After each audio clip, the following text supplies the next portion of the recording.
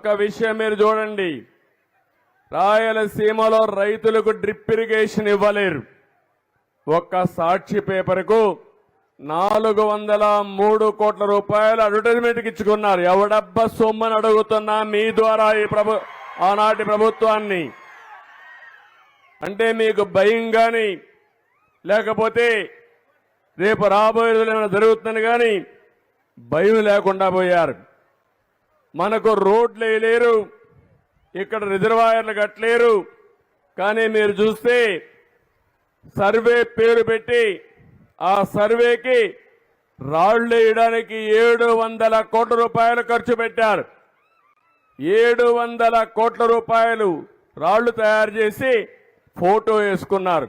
శ్మశానంలో ఎట్లయితే ఫోటో పెడతాం చనిపోయిన వాళ్ళకి, ఆ మాదిరిగా ఫోటోలు వేసుకునే పరిస్థితికి వచ్చారు. దీని ఖర్చు 700 కోట్ల రూపాయలు. ఇప్పుడే నేను వెళ్ళాను, ఓబడమ్మకైతే ఇల్లు లేదు కానీ ఉండే ఇల్లు కూడా ఉరుస్తా ఉంది. కానీ ఈ మహానుభావుడు 500 కోట్ల రూపాయలు ఖర్చు పెట్టి విశాఖపట్నం ఋషికొండలో ప్యాలెస్ కట్టుకుంటున్నాడు. అంటే రాజులో మనం, లేకుంటే మనం ఏమన్నా నియంతలో మనం? నేను అడుగుతున్నా, ఈరోజు నేను ఇక్కడికి వచ్చాను, హంగామాలు ఉన్నాయా తల్లి అని అడుగుతున్నా మిమ్మల్ని. పరదాలు కట్టావా అని అడుగుతున్నా నేను. చెట్లు నరికేసావా అని అడుగుతున్నా నేను. ఎక్కడ అందరినీ హౌస్ అరెస్ట్ చేసావా అని అడుగుతున్నా నేను. మేము పాలకులం కాదు, సేవకులం. ఆ విషయం మీరు గుర్తుపెట్టుకోవాల్సిన అవసరం ఉంది. అంతకంటే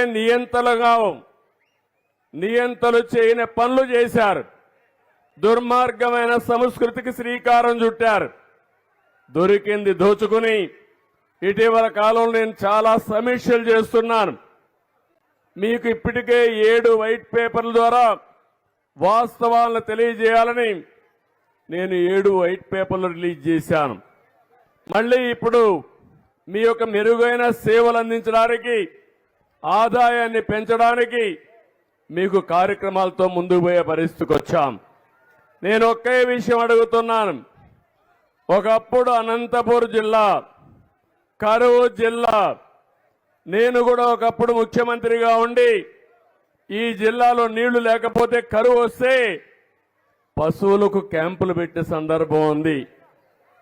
కనీసం పశువులను మేపుకోలేమంటే, ఇంటి దగ్గర గడ్డి లేదంటే ఏం చేయాలో తెలియకుండా ఎక్కడన్నా చెరువులుంటే, రిజర్వాయర్లుంటే అక్కడ తీసుకుపోయి అక్కడే మీ పశువులకు క్యాంపులు పెట్టి తర్వాత కరువు పోయిన తర్వాత మీకు పంపించిన రోజులు గుర్తుపెట్టుకోవాలి మీరు.